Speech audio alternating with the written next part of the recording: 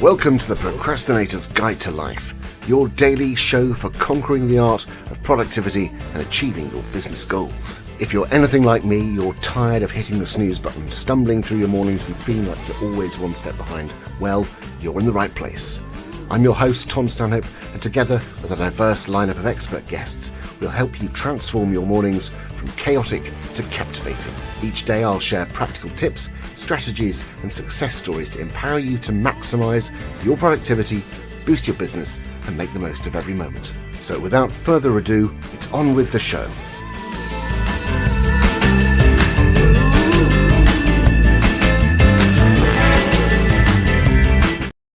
Good morning. How are we doing? So, a little bit later than normal. So, had a bit of a technical fluff as I was getting the computer started up, and hence I am here not at 6 a.m. but at 9 minutes past 6, which is not ideal, really, but these things happen. So, welcome to the Procrastinator's Guide to Life. This is my daily attempt to start the day well. I started this off because by habit I'm an early riser, and I wanted to do something a little bit different with my mornings. And we're going to be talking to Sarah Bolitho today, which is great because she is somebody I met, about 2 or 3 years ago on Lisa Johnson's One to Many course, and what she's going to be doing today for us is actually something that's really, really important. And I guess if you're an early riser, you probably are doing things around this already, possibly. But what we're going to be talking about is creating morning routines, which is really interesting, I think, given that we're up early and a lot of us kind of do that in ways that aren't conscious. So I'm going to be really looking forward to this conversation because it's such a relevant one. So, morning, Ruth. How you doing? Ruth is a member of the early rising squad, aren't you?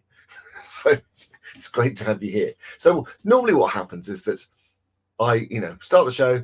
We do a bit of the intro, and then I give you a tip. So we're sort of into the tip giving phase now. So my tip, but I divide mine mostly between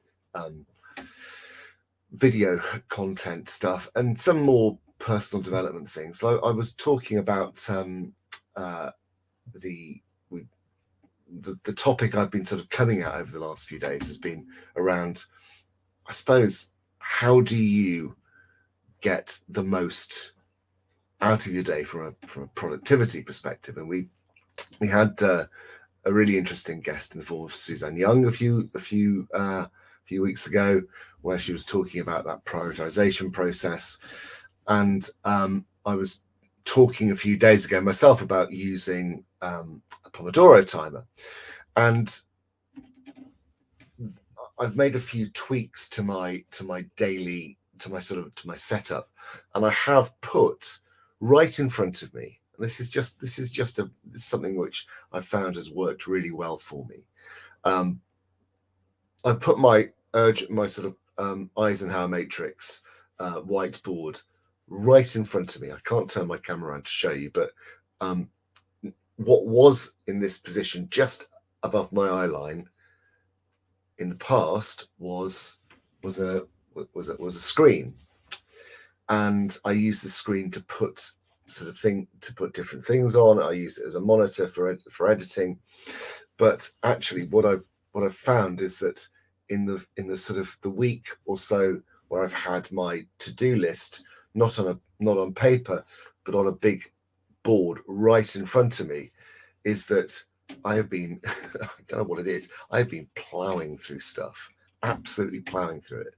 And I think it's to do with it being top of mind, because I am presented with what is now quite a small list of things to do, because when I started out, my to-do list was honestly getting a little bit out of hand. And I think we've probably all been in that place where you sort of have a to-do list that's sort of expanded, and you look at the urgent, important column, and it is probably significantly bigger than it should be. But the simple act of changing where something is visible in my life, an important thing is visible in my life, has really changed a lot of my sort of productivity. So that sort of triaging urgency that we talked about with Suzanne, combined with the use of divvying up your time in the day, not through time blocking, but through using a Pomodoro timer method, and just a simple little tweak whereby I have made my to-do list something I can't ignore. It's really just all come together in a way that I'm very surprised at just how effective it's been. And it's sometimes the little hacks like that can, and I think this firmly counts as a hack, because it's kind of one of those things that's it's not a profound change to my world, yet it's seeming to have a disproportionate value in my life. So that's my tip today. And I suppose if you were to condense it down even further, that it's actually about sort of workspace design in a funny way. My workspace is generously maximalist, or possibly a bit messy, but I'm going to go with maximalist. My study unfortunately gets used as a little bit of a dumping ground, and so what you can't see is off screen is the sort of the pile of boxes that are full of things to be sorted. If it's so weird, I'm not going to get into it because that's for another morning, but just changing the way you sort of have your setup can make a profound difference. So my guest today is the lovely Sarah Bolitho, and she is, like I said, someone I've known for quite some time. So I'm gonna read her bio, because it's a great bio actually. So Sarah helps fitness and health professionals develop their careers and grow their businesses by providing specialist training in teaching, assessing, and internal quality assurance, together with qualifications, exercise, and activity for mental health and disability. With over 30 years in the health-related fitness and activity fields, Sarah has a wealth of experience and knowledge to share. As well as working with her own clients for over 25 years, Sarah has trained thousands of fitness and health professionals to work with clients with long-term conditions, mental health issues, disabilities, older adults, and pre- and post-natal women. She's a graduate, has a postgraduate diploma in exercise and health behaviour, and extensive training in supporting behaviour change. So perfect for today. She has worked with awarding organisations to develop qualifications and training with accreditation bodies to endorse high-quality, non-regulated training. Sarah has been featured in national, local and specialist magazines, newspapers, podcasts and blogs, and has guested on BBC Radio Wales.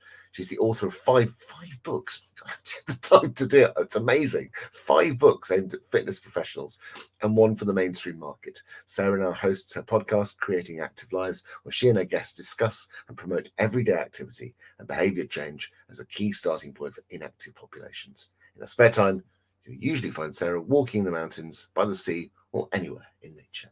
So without further ado, I'm going to bring Sarah on. Hello.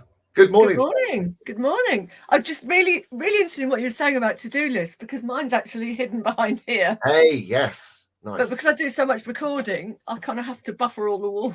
Yes. So I get what you're saying completely. And thank you for that introduction.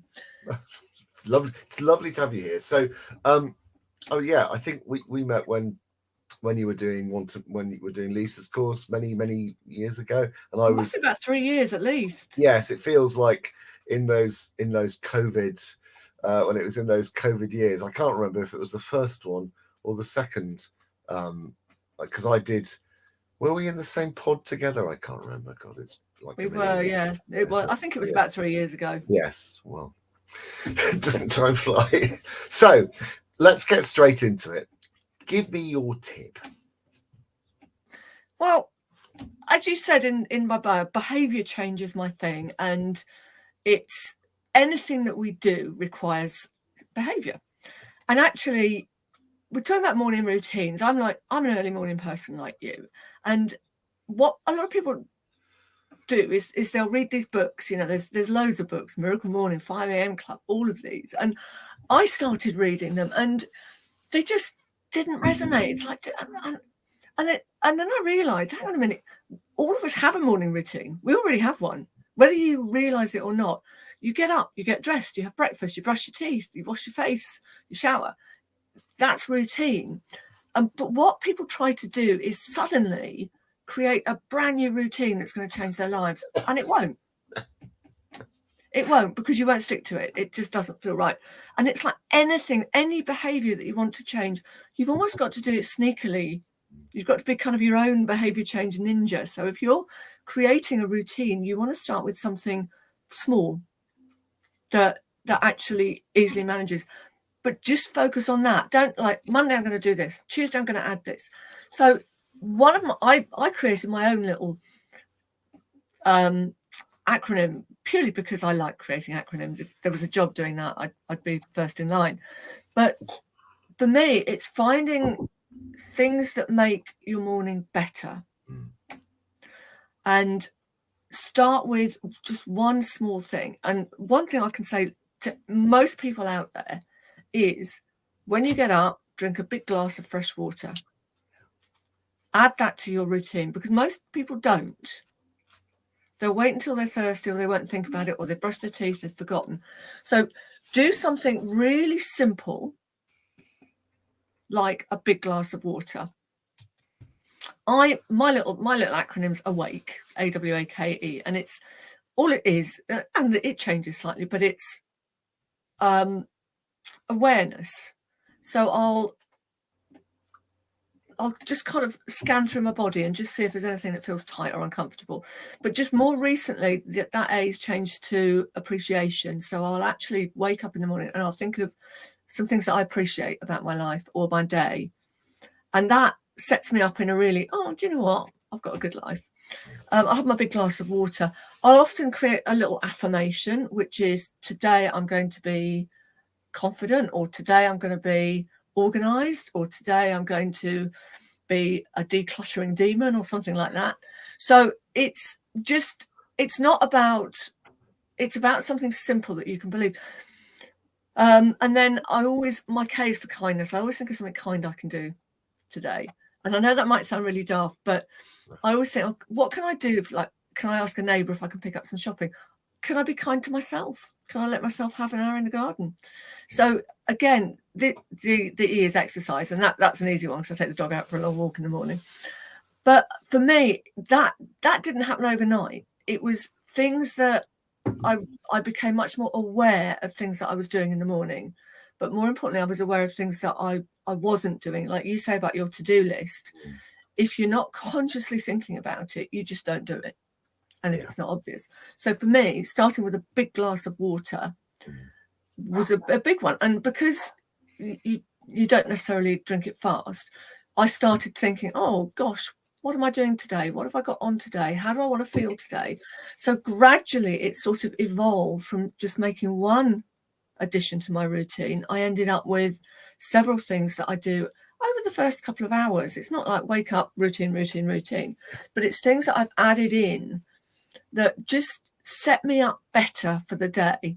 And, I might sort of, even first thing while I'm drinking the water, think, do you know what? Just looking at that kitchen cupboard, I'm going to reorganise that today. And I'll go off and look for a gap in my diary and think, right, I'm going to organise that today. And like you, when it's visible, I set a reminder on my phone, organise kitchen cupboard. I wouldn't do the whole kitchen, but just one shelf or something. So I think my big tip is just start with something really easy to add in. And then as that becomes more habit, start to think of something else that you'd like to add in. What would you like to add into your morning? Would you like to add in stretching? Would you like to add in writing a meal plan for the day? Don't think, right, I've got to do an hour of exercise because everybody says it's good for me. You want to? No, so don't, because you won't. You'll find an excuse not to. And that's another really important thing, is it's never going to become a habit. It's never going to become routine if there isn't a benefit for you. So what's the value? What do you get out of doing it? You know, and that's, I think, so important. Just really keep it simple, but make it matter to you. And it might, you know, it's like, you know, the woman that talks about spark joy, and that, like, if an item doesn't spark joy, then get rid of it. And it's like, well, I've got a vegetable peeler, and I thought, but actually the vegetable peeler doesn't spark joy, but the peeled vegetables that I cook and eat do. So again, okay, I may not like doing that stretch, but it's going to make me feel much more tall and open throughout the day. So I'll do it because the benefit of doing it. So yeah, really think about simple things that you can add into the morning that just keep going throughout the day and keep you feeling good and keep you feeling positive. You know, like with to-do lists, get a post-it note, write something positive on a post-it note and stick it on the kettle. Oh, I like that. So I think I might. Yes, I think I'm going to take that. I think you're absolutely right. I think the kind of there's a lot of people with a lot of opinions about what we should be doing with our mornings, aren't there? And you know, there's sort of, because you know, I saw the Miracle Morning and I tried it for a while. I was like, you know what? I absolutely bloody hate sitting down and writing in a journal. It's like, this isn't me. So I sort of laboured at it, and you inevitably end up dropping that habit, and then you feel bad because you're not following the system. And actually, you sort of I've done exactly what you do. You know, you come back to it's like you create your own sort of morning algorithm, the thing that sort of gets you going, and I think that is such a powerful sort of release when you realize, actually, you know, you don't have to be following somebody who's somebody else's arbitrary set of rules. You build your own, and I think it's such a great observation and sort of set of principles to follow. I love this tip. It's true, but it's things like I get my clothes ready the night before. I mean, most of us know what the weather's going to be like the next day, pretty much.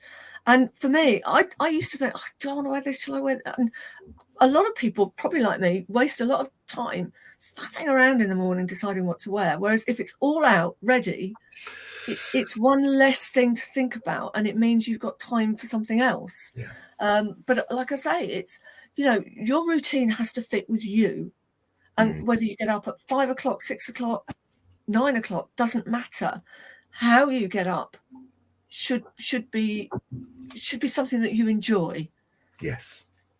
And, you know, like I say, for me, start with a big glass of water, and as you're drinking it, think, what am I doing today? How do I want to feel today? How is this water making me feel? I'm like you, I don't write in a journal. I kind of, I scribble occasional memories down every evening, but, you know, other people's routines will not suit you because that's not your life. Yeah. That's not your life. And I just, for me, it's give yourself permission just to do something that suits you, that you enjoy. Yeah. And, you know, if part of your routine is to sit down and drink a cup of tea or a cup of coffee and do nothing else, make that part of your routine. Yeah. Make that your kindness. Make that your self-care. Is, I'm going to drink this coffee or this tea, and I'm going to savor every single sip, and that's all I'm going to focus on for that. And, you know, that might sound, oh, you know, I haven't got time for that. But how many times have you ended up drinking cold coffee and not enjoying it because you've forgotten? But also, you know, mindfulness is a big thing at the moment. Just being in the moment is a good routine to get into, even if it is just for a couple of minutes. It's just being present in whatever you're doing. But it's, any routine that you create has to be something that there's a benefit for you. Yeah. Because otherwise, again, you won't do it. So there needs to be enjoyment and there needs to be benefit. And it might not be, like I say, it might not be direct enjoyment. For me, I don't necessarily enjoy putting my clothes out the night before. But the benefit for me in the morning is I get up, I get dressed, I get on with my day quicker. So simple things like that. Yeah. Do I do it every night? Not every night, but most nights. Did it fall into place straight away? No. It took a while before I got into that habit, but now it's part of my evening routine, if you like. And we don't beat ourselves up if we. I mean, I think the other thing is actually that sort of the importance of if the routine slips, it's okay. Yeah. It's not the end of the world. You know, what I find is that if when my routine slips, I now that it's well established, I tend to, you know, I think of it like a needle on a record jumping. You know, it just, once it's back in the groove, it will keep moving. But occasionally, you can get, life has a habit sometimes of bumping you off course, and that's just life. That's okay. One of the things I like to do is the process of making coffee with a mocha pot. So it's faffy and a bit fiddly, but actually it makes nice coffee, and takes a little bit of focus, and you get the payoff of a decent cup of coffee at the end of it. Yeah. But the process in itself can be sort of treated as something enjoyable. And I think kind of, if you're getting up at 5 o'clock in the morning, it will be you by the very nature of the thing you're doing, you've probably got the time to take things a little bit more slow and kind of deliberate. Having said that, my wife is up and out. She's going up to Oxford today, so she's up at the crack of dawn with me, and it's like, that's the very different thing. You have those days where you've got to get something done, and the morning routine goes out the window. But that's okay. That's fine. It doesn't matter. It's a routine. You haven't published it in Times Square on a billboard saying, I will do this every single morning. Yeah. And if you don't do something, but it's interesting, isn't it? My routine's not rigidly fixed, but there are certain things that I do, like my morning walk with the dog and stuff. And if I can't do them, it's not that I miss it. It just, I do. I miss it. I feel like it was slightly out of sync. So, but this is where I think not being too rigid is important, because that way, if you do need to let something go one day, or you just can't be, you just can't be bothered to make coffee, for example. So what? But actually, you probably think, do you know what? I'm not enjoying this coffee as much. I'm going to go back to my routine tomorrow. Once you're in that habit, when you don't do it, you just feel slightly off. And this is where, for me, it's keep it really simple. Don't have complicated routines. Keep them really, really simple, because that way they will just slot into your everyday life and you won't notice it. When things are too complicated, that's when you give up. And I think the other thing, like all these books, 5 a.m., Miracle Morning, all of them, there's a lot, people try and do too much too soon. Yeah. Instead of just trying one thing. Does this work for me? No, don't enjoy doing that. Bin it. What else can I try? I'll try that. And actually, that becomes a fun part of the process, is finding out what does work for you. Yeah. Because a lot of us, we have behaviours that are good, that are bad, that are negative, sort of thing. And a lot of the negative ones, not negative, neutral. We don't need to change them, like brushing teeth, brushing hair, washing your face. You do them automatically. They're so routine. We don't even need to think about those. They're kind of just done. But for some of us, it might be that we have a coffee, but we reach for a biscuit, and you want to get rid of the biscuit. So really called out here, Sarah.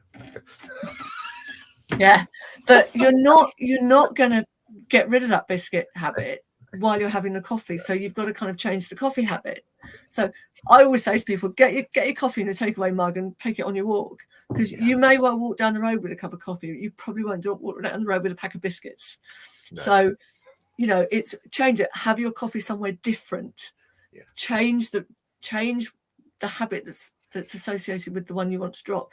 But I would say for anybody, don't try and give things up at this stage.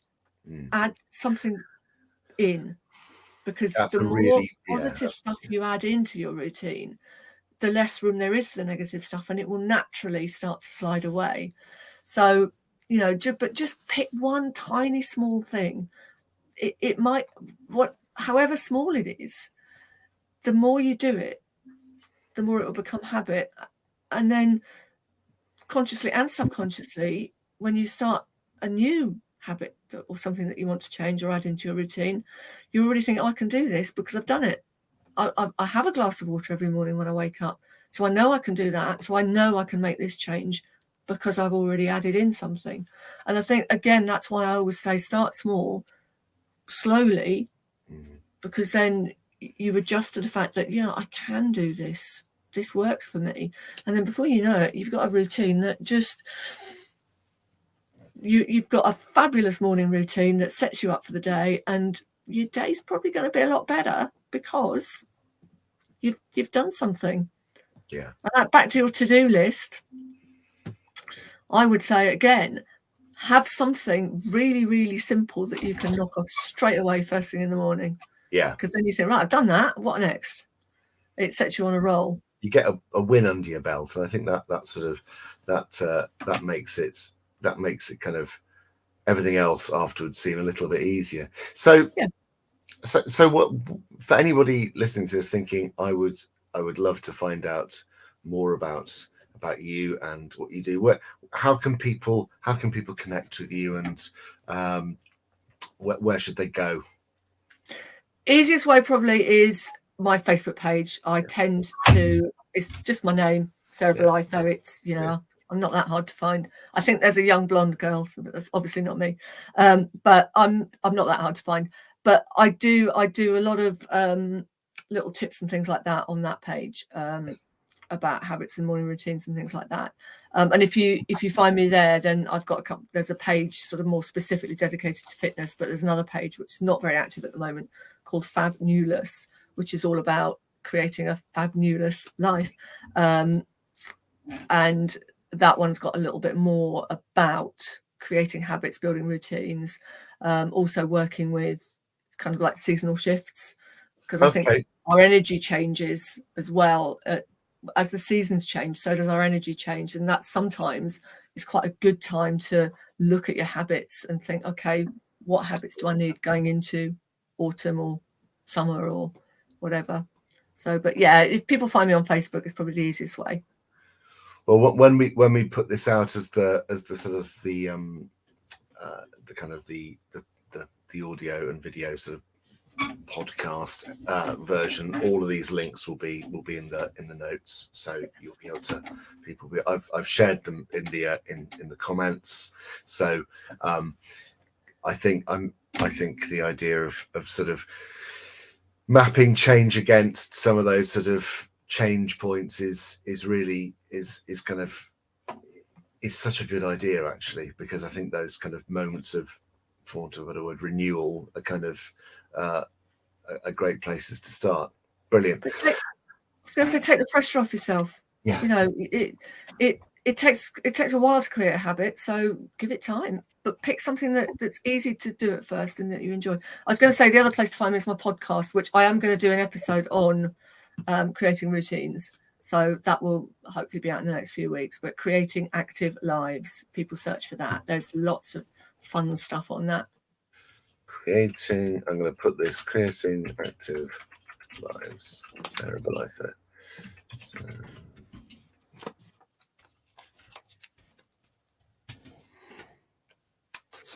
I can't find it immediately, but I'll put, again, we'll put links to all of this excellent stuff into the notes afterwards. But Ruth, you just said thank you both. Really, this has been really, really interesting, actually, because it's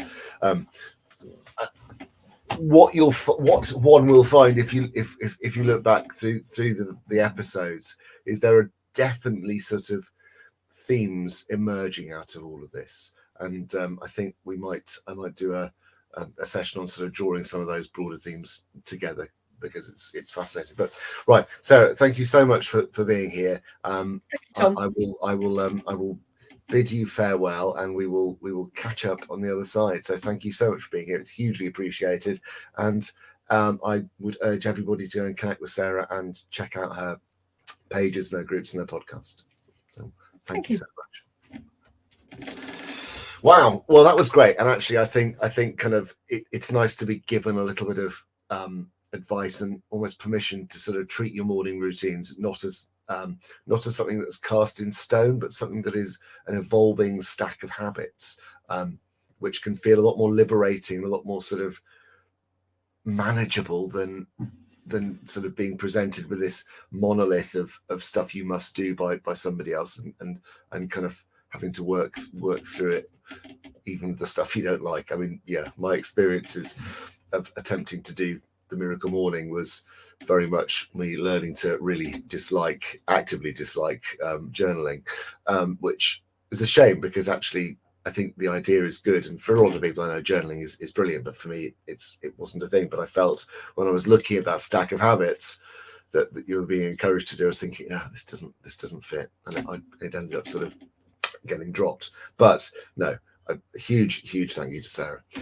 So that's it really.